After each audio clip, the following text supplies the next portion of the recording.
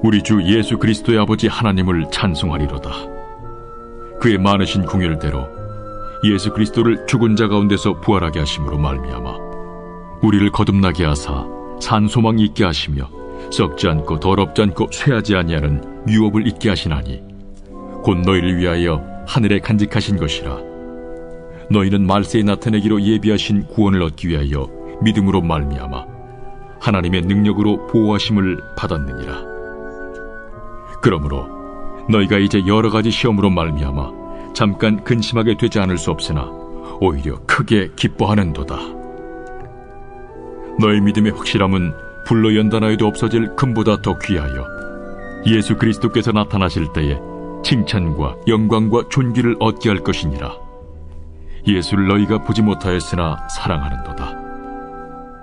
이제도 보지 못하나 믿고 말할 수 없는 영광스러운 즐거움으로 기뻐하니 믿음의 결국 곧 영혼의 구원을 받음이라. 사랑하는 성도 여러분, 안녕하세요. 오늘도 하나님의 은혜 가운데 우리가 우리의 삶을 이기고 승리하고 기쁨으로 살아가기를 간절히 소망합니다. 오늘은 어제 말씀드린 것 같이 이 거듭남, 구원의 확신, 이런 믿음, 이런 받아들임에 대한 우리의 적용, 이런 것들에 대해서 우리가 또 특강을 좀 듣기를 바랍니다. 어제 말씀드린 것처럼 풍성한 삶의 첫걸음이라는 교재 2강에 나오는 거듭남의 신비와 축복이라는 파트인데요. 이 말씀이 김영국 목사님께서 하시는 이 강의를 여러분들 함께 듣고 또 우리가 더 보충해서 제가 더 드릴 수 없는 더 놀라운 은혜와 또 이 지혜들의 은혜를 얻고 또 지혜를 얻고 진리가 견인해가는 귀한 시간이 되기를 소망해 봅니다. 이 강의가 한 26분짜리라 좀 길어서 제가 앞말을 좀 줄일게요. 그래 큰 말이다 설명하지 않겠습니다. 그리고 오늘 이 말씀 후에는 어노인팅의 예수로 나의 구주 삼고 이 찬양을 듣고 영상을 마무리하도록 하겠습니다. 그럼 사랑하는 성도 여러분, 오늘 하루도 승리하십시오. 사랑하고 축복합니다. 은혜 많이 받으세요. 우리가 살고 있는 세상은 신비로 가득 차 있습니다. 계절마다 달라지는 자연을 보면서 우리는 그 신비감을 느끼죠. 많은 신비들 중에서 아이가 태어나는 것, 아주 눈에 보이지 않는 작은 정자와 난자가 만나서 한 아이가 태어난다고 하는 것은 정말 경이 중에 경이가 아닐 수 없습니다.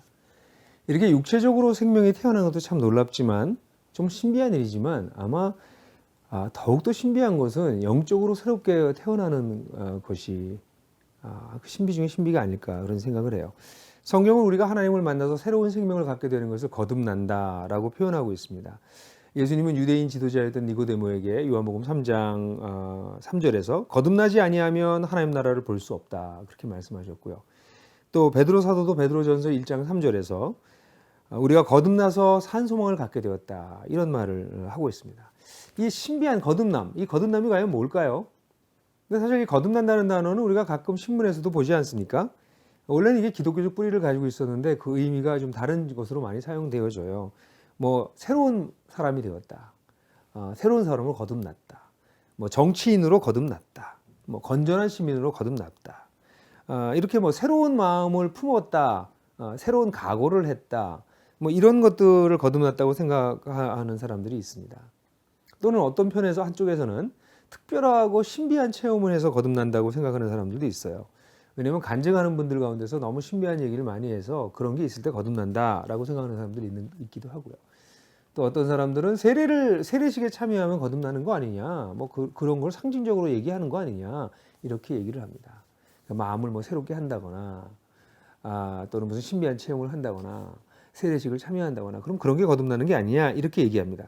그런데 성경에서 얘기하는 거듭난다는 것은요, 이런 마음을 새롭게 하는 결단, 어떤 체험을 하는 것, 세례식에 참여하는 것과 아주 무관하진 않지만 그게 본질이 아닙니다. 거듭남의 본질은 하나님과 아무 관계가 없었던 영적으로 죽어있던 우리가 하나님과의 관계에서 실제적으로 새로운 생명을 얻어서 새롭게 태어나는 것입니다. 하나님의 사랑을 받아 누리고 우리를 사랑하시는 하나님과 새로운 관계가 시작되어서 그 하나님을 우리도 사랑하게 되는 것, 그것이 바로 거듭남입니다.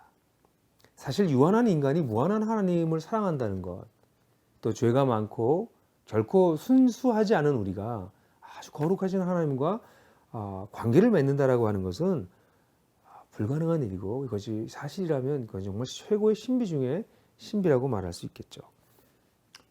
이렇게 놀라운 신비한 거듭남이라는 게 도대체 어떻게 가능할 수 있을까요? 이 거듭난다는 단어가 위로부터 나다 또는 다시 태어나다 라는 뜻인데요. 이 뜻에서도 알 수 있는 것처럼 거듭나게 하는 것의 주체는 하나님이십니다. 위로부터 태어난다, 다시 태어난다. 그러니까 거듭난다는 걸 내가 뭔가를 마음을 새롭게 해서 각오를 다져서 되는 것이 아니라 그것은 하나님께서 하시는 것이라는 것이죠. 근데 이 하나님께서 하신다라고 하는 게 그러면 무엇을 뜻하나? 베드로전서 1장 3절 같은 경우에서요. 예수 그리스도를 죽은 자 가운데서 부활하게 하심으로 말미암아 우리가 거듭났다라고 표현하고 있습니다. 예수 그리스도를 죽은 자 가운데서 부활하게 하심으로 말미암아 우리가 거듭났다라고 말하고 있고요.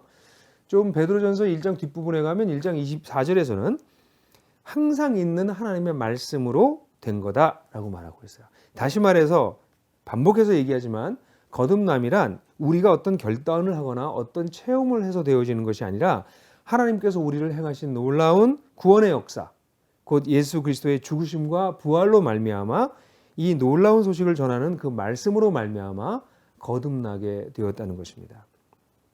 그래서 이 거듭난 자들에게는 이 세 가지 특징이 있다고 말할 수 있어요. 그 첫 번째 특징이 믿음입니다. 우리가 거듭나게 되는 유일한 이유는 그렇게 하겠다고 하셨던 하나님의 말씀에 있는 것입니다.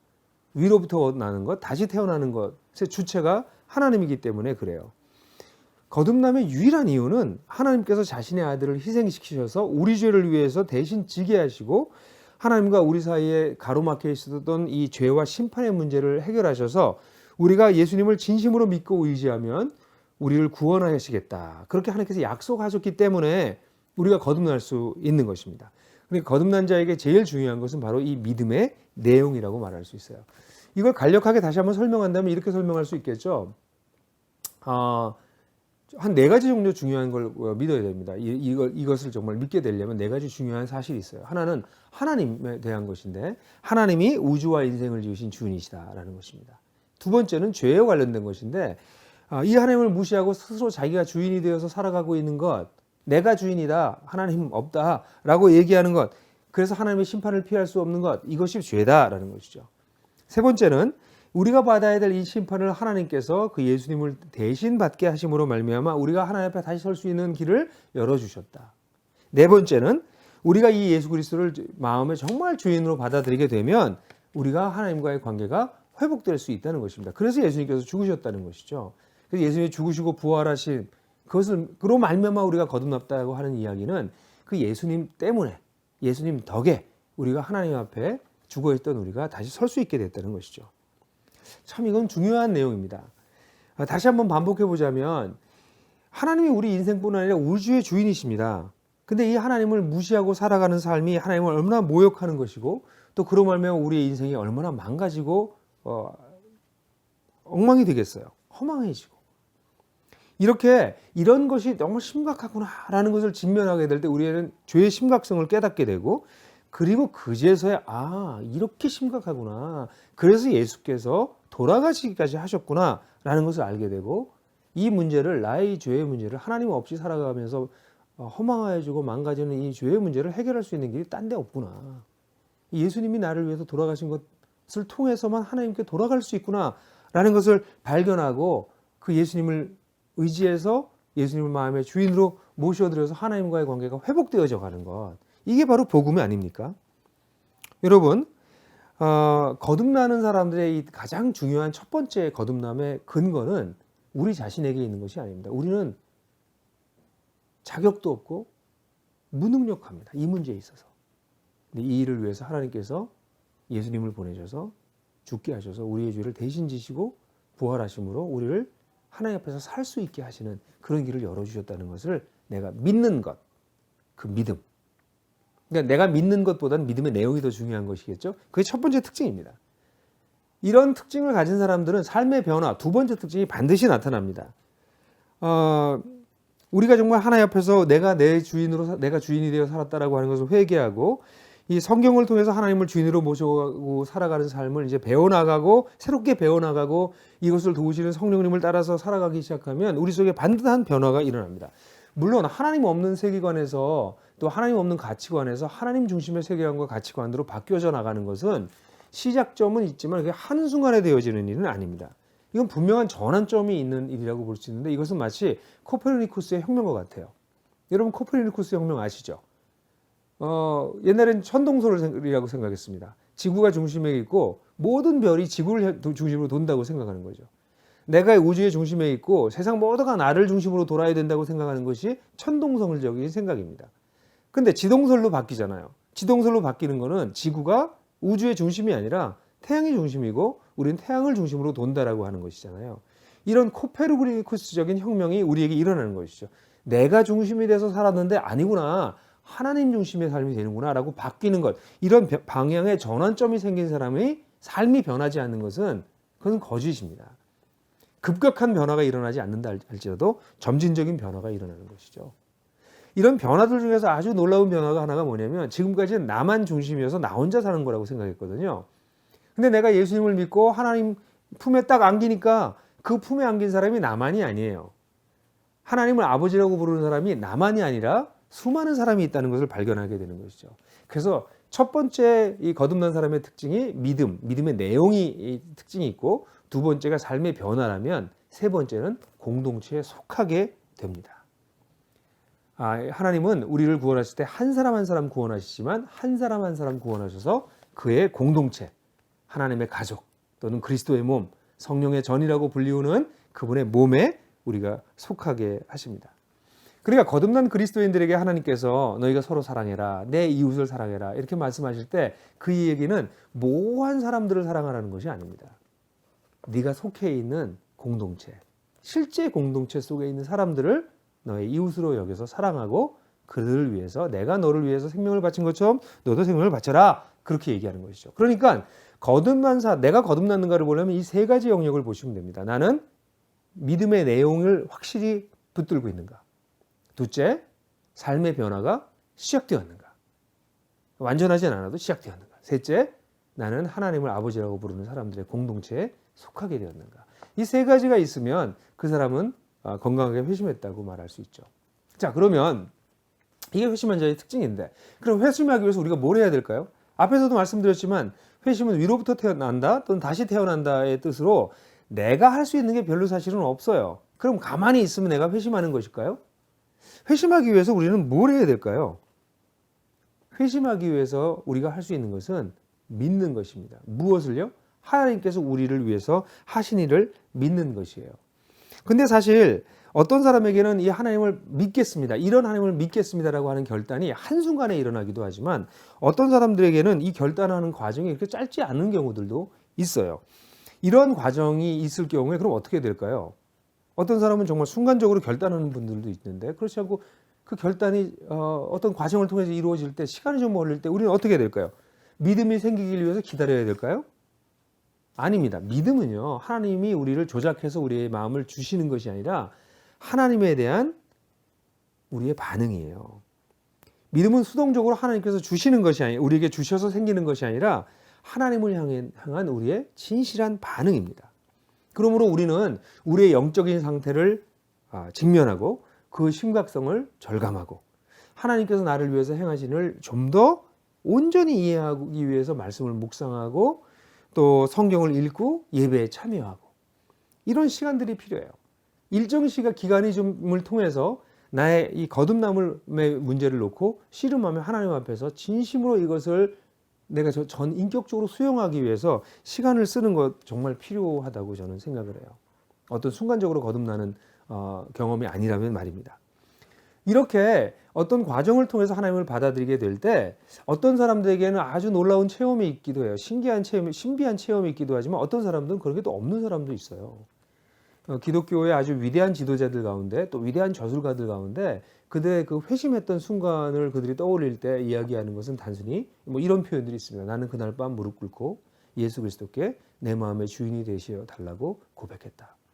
그것이 끝입니다. 신비한 체험이 없는 사람들도 많아요. 그러니까 아주 중요한 것은 우리가 체험을 추구하는 것이 아니고요. 이 거듭난 사람들에게 있어서의 공통적인 특징이라고 하는 것은 예수님을 주인으로 고백하고 이제 예수님을 내가 따라 살기로 하겠습니다라고 진실하게 하나님 앞에 고백하는 데 있다는 것이에요. 그때 영적인 생명이 시작했다는 것입니다. 뭐 사실요, 사도 바울 같은 분이 바로 순간적으로 회심한 사람이지만 예수님의 12제자를 보면 사복음서서부터 시작해서 이 회심의 과정이 쭉 나오다가 예수님이 부활하시고 난 다음에 이들이 진짜 온전한 회심에 이르게 되는 것을 보게 돼요. 그러니까 회심이라고 하는 것은 이렇게 두 가지 타입이 있는 거죠. 하나는 아주 순간적으로 일어나는 회심이 있는가 하면 어떤 사람들은 어떤 기간을 통해서 이루어지는 회심이라고 하는 것입니다. 다시 말하지만 회심은 내가 어떤 체험을 했는가, 내가 하는 게 아니기 때문에 하나님께서 하시는 것이기 때문에 체험 자체가 중요한 것이 아니라 성경을 통해서 보여주시는 하나님의 진리를 내가 정말 진실로 받아들이느냐, 그래서 나에게 변화의 출발점이 시작되었는가가 중요한 거죠. 그러니까 고백이라고 하는 것이 그 깊이가 얕을 수도 있어요. 그러나 그것이 진실한 것인가? 이것이 사실은 우리가 할 수 있는 회심과 관련돼서 가장 중요한 부분이라고 말할 수 있습니다. 그러니까 회심은 그런 거죠. 예수님이 얘기한 하나님 나라의 그 비유에도 그대로 나타나지만 작은 씨앗이 떨어진 것 같은 거예요. 회심은 그렇게 아주 작게 시작합니다. 근데 싹이 나고 자라가서 어느 날 열매를 맺혀서 성장하잖아요. 그런 것처럼 회심은 아주 작게 시작합니다. 그러나 중요한 것, 분명한 출발점이 있고요. 그렇지만 분명한 출발점이 있다고 해도 그것은 시작일 뿐이라고 하는 것을 잊어서는 안 되는 거죠. 자, 그럼 마지막으로 우리가 하나 살펴볼 게 있어요. 그건 뭐냐면 거듭난 사람들에게는 어떤 특권이 있는가 하는 거예요. 세 가지 특권이 있어요. 은혜, 신분, 성령, 이렇게 세 단어로 말할 수 있습니다. 첫 번째 은혜부터 얘기해 봅시다. 사실 우리가 거듭나게 된 것도 우리가 뭘 잘해서 또 우리가 뭐 하나님을 막 구도하고 찾아서 기도해서 선행을 많이 해서 거듭난 것이 아니고요. 철저하게 하나님께서 하신 일을 우리가 받아들여서입니다. 진리를 그냥 받아들임으로 우리가 거듭나잖아요. 이렇게 하나님께서 우리가 한 게 아무것도 없는데 하나님께서 우리를 위해서 모든 것을 행하시고 놀라운 사랑을 보여주셨다는 것, 하나님께서 우리를 위해서 하신 모든 것, 그것이 은혜입니다. 사실 은혜는 하나님께서 우리에게 행해 주신 모든 것이에요. 거저 주시는 모든 걸 은혜라고 말하지만 은혜 중에 은혜가 뭘까요? 그것은 바로 예수 그리스도를 우리에게 보내주셔서 그 무조건적인 사랑으로 우리를 구원해 주신 것입니다. 그래서 기독교를 은혜의 종교라는 말을 쓰잖아요. 우리가 우리의 능력으로 구원을 깨닫고 하나님 앞에 나아가는 것이 아니라 철저하게 하나님만 의지해서, 그분의 무조건적인 그 사랑에 의지해서, 자기가 없지만 그 사랑에 의지해서 나아가는 것이다. 그래서 우리가 은혜의 종교라고 이야기합니다. 사실 우리가 하나님의 자녀가 된 것은 우리가 뭘 해서가 아니라 완전히 그분에게서 온 것이기 때문에 기독교는 그런 거예요. 그래서 우리가 하나님을 위해서 무엇을 해야 하는 게 아닙니다. 하나님께서 우리를 위해서 모든 일을 이루어 주셨어요. 그러니까 우리가 하나님을 위해서 뭘 하려고 하실 필요가 없어요. 우리가 해야 될 가장 중요한 것은 하나님께서 우리를 위해서 모든 걸 이루어 주신 것, 그것을 발견하는 것입니다. 바로 은혜죠. 이 하나님의 놀라운 은혜를 받게 될 때 우리에게 나타나는 가장 중요한 첫 번째 변화가 신분이 변화예요. 우리 신분이. 사실 우리는 그 전에는 영적인 고아 같은 사람들이었어요. 혼자 살아야 되잖아요. 근데 예수님을 받아들임으로써 하나님을 아버지라고 부르는 하나님의 자녀가 되는 권세를 갖습니다. 요한복음 1장 12절이죠. 지금까지는 우리가 하나님 앞에 설 수 없는 죄인이었는데 하나님께서 우리를 의인이라고 불러주세요. 선언해 주세요. 로마서 3장 24절. 뿐만 아니라 그전에 우리가 하나님의 공동체에 속해 있지 않은 외인과 같은 사람이었어요. 외인, 바깥 사람이었어요. 그런데 이제는 하나님 나라의 시민이 돼요. 에베소서 2장 19절. 그러니까 신분이 바뀐다는 거예요. 우리 자신의 뭐 성격이 바뀌고 우리의 인품이 바뀌고 이건 나중에 문제고요. 먼저 이루어지는 것은 우리의 신분이 바뀌었다는 거예요. 우리는 아직 사실은 자녀답지도 못하고 의인답지도 못하고 하나님 나라의 백성답지 시민답지도 않지만 하나님 먼저 우리를 신분을 바뀌었다는 것이에요. 이건 굉장히 중요한 겁니다. 하나님께서 우리의 새로운 피조물로 만드셨다라고 말씀하시는 고린도후서 5장 17절도 하나님의 사랑과 은혜로 새로운 피조물이 되었다라고 하는 것, 그 사실을 믿고 의지하는 사람들에게 나타나는 가장 중요한 첫 번째 점이 뭐냐면 신분이 바뀌었다는 것을 이해해서 그로 말미암아 자신의 정체감이 생기는 것입니다. 새로운 정체감. 내가 죄인이었는데 하나님은 의인이라고 하시는구나. 날 자녀라고 부르시는구나. 나를 하나님의 나라의 시민으로 여겨주시는구나 하는 새로운 정체감을 갖는 게 그리스도인의 거듭난 사람들이 누리게 되는 가장 큰 특권이에요. 그러니까 여러분 뭐 요즘 우리 한국에 이주자들이 참 많이 오는데 한국에 와서 김치 먹고 한국말 잘하고 그런다고 한국 사람이 되나요? 아니죠. 한국 사람이 되려면 한국 국적을 따면 그냥 한국 사람이 되는 겁니다. 한국 국적을 따면 한국말을 못해도 김치를 못 먹어도 한국 역사를 몰라도 그 사람은 한국 사람이 되는 겁니다. 그러면 한국 국적을 가지고 이제 한국 사람답게 한국말도 배우고 김치도 먹고 한국 역사도 배우고 그래서 한국 사람다워지는 거죠. 그게 바로 기독교입니다. 기독교는 우리의 신분이 먼저 변화되는 거예요. 그러니까 우리의 인격이 변해서 거듭나는 게 아니라 우리가 거듭나서 새로운 신분을 가졌기 때문에 우리의 인격이 변화되기 시작하는 것입니다. 그게 그리스도의 두 번째 특권이에요. 그런데 이 세 번째 특권은 이 모든 것과 다 같이 연관되는데요. 우리를 거듭나게 해주시고 또 하나님의 자녀라고 하는 것을 우리가 확신시켜 주시고 또 하나님 나라의 진리를 따라 살아갈 수 있게 도와주시고 무엇보다도 우리 속에 오셔서 떠나지 않으시는 분이 계시는데 바로 그분이 성령 하나님이십니다. 그러니까 거듭난 사람이 누리는 세 번째 특권이 바로 이 성령 하나님이세요. 성령 하나님은 삼위의 하나님 중에 한 분이신데 그리스도를 믿을 때 우리가 그리스도 안에 속하게 된다 이렇게 표현하는데 우리가 그리스도 안에 있게 될 때 하나님의 영이 우리 안에 오셔서 계십니다. 우리가 이 성령님을 따라서 살아가는 삶을 배우는 게 사실은 그리스도인의 삶이에요. 그럼 성령을 따라 행한다. 성령님과 함께 산다는 게 뭘까요? 그렇게 하기 위해서 우리가 뭘 해야 될까요? 제일 중요한 건요. 내가 하나님 앞에 진실하게 서려고 하는 것입니다. 하나님 앞에 진실하게 서려고 하는 거예요. 하나님은 우리 속을 다 꿰뚫어 보세요. 다 아세요. 그러므로 하나님의 영을 우리가 따라 행하려면 내가 하나님 앞에서 순전하게 순수하게 서려고 하는 자세를 갖는 것이 가장 중요합니다. 그러면서 그 내 속에 계신 하나님을 의지하려고 하는 것, 진실하게 의지하려고 할 때 거듭난 사람답게 살아갈 수 있게 되는 것이죠. 이 성령님은 우리가 성경을 읽을 때 또 예배를 드릴 때 특별히 성경을 읽을 때 하나님을 더 많이 알아가게, 특별히 예수님을 더 많이 알아가게 도와주세요. 또 예배를 드릴 때 우리 마음속에 하나님의 사랑이 우리 속에 가득 찰 수 있게 사랑을 부어주세요. 또 일상생활을 할 때는 우리가 가지고 있는 양심을 통해 가지고 선과 악에 대한 문제, 더 지혜로운 것, 더 좋은 것을 선택할 수 있게 이런 일들을 해나가세요. 그래서 그리스도인의 삶이라고 하는 것은 사실 성경을 통해서 하나님에 대한 객관적 진리를 알아가고 또 성령님을 통해서 하나님과 주관적으로 체험하는 그런 삶. 그래서 사실 성경을 통한 객관적 진리와 성령님과 동행하면서 경험하는 어떤 주관적인 체험이 괴리되는 게 아니라 그것이 하나인 그런 삶이 크리스찬의 삶인 것이죠. 여러분, 크리스찬으로 산다는 건 정말 신비 중에 신비예요. 거듭나게 된다는 건 대단한 일입니다. 그건 우리가 하는 게 아니니까요.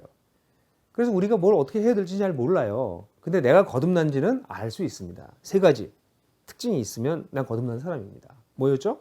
첫 번째, 믿음의 내용, 삶의 변화, 공동체에 내가 속해 있는가. 그걸 보면 내가 거듭난 사람은 맞다. 알 수 있어요. 뿐만 아니라 내가 거듭난 사람으로서의 이 특징, 거듭난 사람의 이 특권을 누리고 있나? 첫 번째, 은혜를 누리고 있는가? 변화된 신분을 따라 사는가? 내 속에 계신 성령님을 따라 살아가는 법을 배우기 시작했는가? 이런 특권을 누리고 있는 사람들은 거듭난 사람인 것이죠. 오늘 이 강의를 들으시는 모든 분들이 이 거듭남의 축복을 누리고 그 신비 가운데 살아가시는 분들이 되기를 간절히 소원합니다.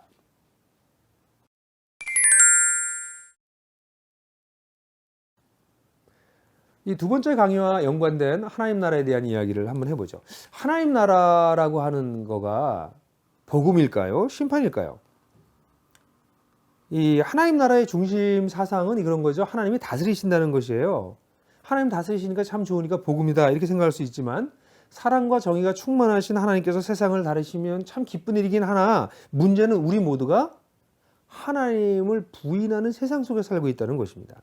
세상은 특히 그 인간이 만든 모든 문화와 제도와 이런 시스템들은 하나님을 인정하지 않아요. 그래서 인간 위에 더 높으신 인격이신 하나님을 당연히 존중하고 그래서 우리나라도 경천애인이라는 말을 쓰잖아요. 그렇게 살아가는 것이 마땅한데도 불구하고 하나님을 우습게 여기는 게 세상입니다. 그래서 하나님을 이렇게 두려워하지 않는 사람들은 자신이 왜 하나님이 계시다는 걸 정말 믿지 않는 사람들은 자신이 편하고 자신이 좀 괜찮을 때는 이웃도 돌봐요. 근데 자신의 이익에 해가 될 때, 자신이 힘들 때, 자신의 이익을 더 많이 얻어야 될 때는 이웃을 희생시키기도 하고 때때는 이웃을 착취하기도 하죠. 그래서 아주 작은 개인의 갈등으로부터 시작해서 국가 간의 분쟁에 이르기까지 상대방을 배려하지 않습니다. 내 이익이 최우선이에요. 이건 심할 때는 가족 안에서도 벌어지고요. 부부 사이에서도 벌어져요. 이렇게 하나님을 떠난 세상에서는 힘이 좌우해요. 그래서 힘이 있는 사람이 늘 승자가 되고, 그래서 힘이 있는 자들이 악한 편에 선 사람들이 때때로 승리하는 것처럼 보이기도 해요. 이런 세상에 하나님의 나라가 임한다는 것은 무엇을 뜻할까요? 그건 첫 번째 심판이 임한다는 것을 뜻하는 것입니다. 문제는 우리 자신도 이런 악한 세상의 일부분이 되어 있다는 것이에요. 그래서 하나님 나라가 임한다는 얘기는 1차적으로 심판이 임한다는 이야기입니다. 그런데 이렇게 피할 수 없는 심판을 하나님께서는 그분의 공의와 그분의 사랑 때문에 예수님을 보내셔서 그분이 우리를 대신해서 죽으심으로 말미암아 그 심판을 피할 수 있게 해주세요. 그래서 복음입니다. 하나님 나라는 원래 심판이에요. 우리 악한 세상에. 그러나 그것이 복음이 될 수 있는 이유는 예수님께서 우리를 위해서 대신 그 심판을 당하시기 때문인 것이죠. 그래서 요한복음 3장 같은 데도 보면 예수님을 믿지 않는 자는 이미 심판을 받은 것이다 라고 얘기한 것은 예수님을 믿지 않아서 심판받은 것이 아니라 이미 심판받고 있기 때문이라는 것이죠.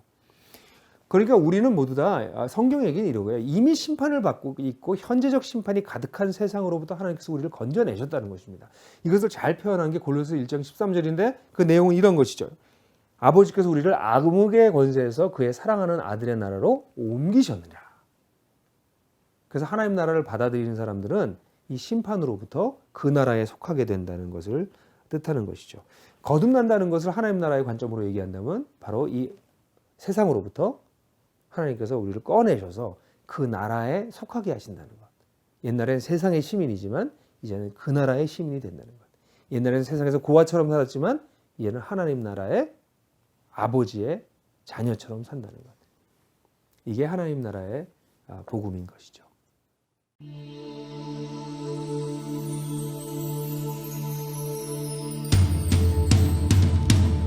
모든 이름의 능력이 되신 주님, 그 예수 그리스도를 선포하며 찬양합니다. 할렐루야!